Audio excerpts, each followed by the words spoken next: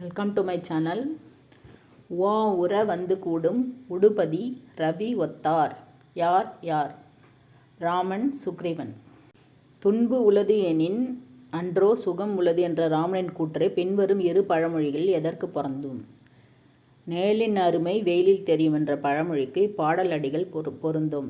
விளக்கம்: குகனின் வருத்தத்தை உணர்ந்த ராமன் கூறியது துன்பம் என்று ஒன்று இருந்தால் இன்பம் என்பது புலப்படும் என்பதே பொருத்தம். குருவினா: நிலையாமை குறித்து சவரி உரைக்கும் கருத்து யாது? நிலையாமை என்பது உலக வாழ்வு நிலையில்லாதது என்பதை குறிக்கும். என் பொய்யான உலகப்பற்று அழிந்தது, என் பிறவி ஒழிந்தது என்று சவரி நிலையாமை குறித்து கூறுகிறாள். சிறுவினா: குகனோடு ஐவராகி வீடனோடு எழுவரான நிகழ்வுகளை சுட்டி காட்டுக. குகன்: ராமன் காட்டிற்கு சென்று துன்புறுவான் என்று குகன் வருந்துவான் என்பதை உணர்ந்த ராமன், குகனே, துன்பம் இருந்தால்தான் இன்பம் வரும். நம்மிடையே பிரிவு இப்போது ஏற்படுகிறது. இதுவரை நாங்கள் 4வர், இப்போது உன்னையும் சேர்த்து 5வர் என்று குறிப்பிடுகிறார். அன்புல இனி நாம் ஓர் 5வர் ஆனோம்.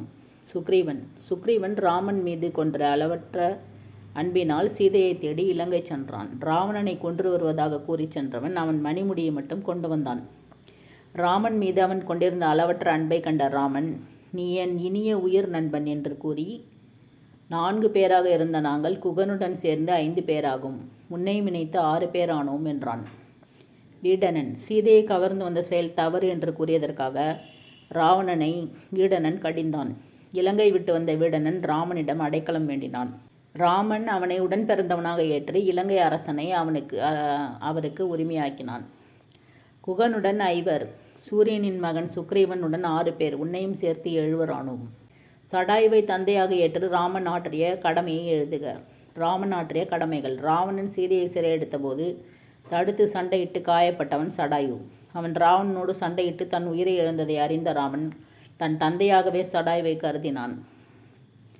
ஒரு தந்தைக்கு மகன் எவ்வாறு இறுதி சடங்குகளை செய்வானோ அதை போன்று ராமன் இறுதி சடங்குகளை மேற்கொண்டான். பார்ப்பவர்கள் வியக்கும்படியான கரிய அகில் கட்டைகளையும் சந்தன கட்டைகளையும் ராமன் கொண்டு வந்தான்.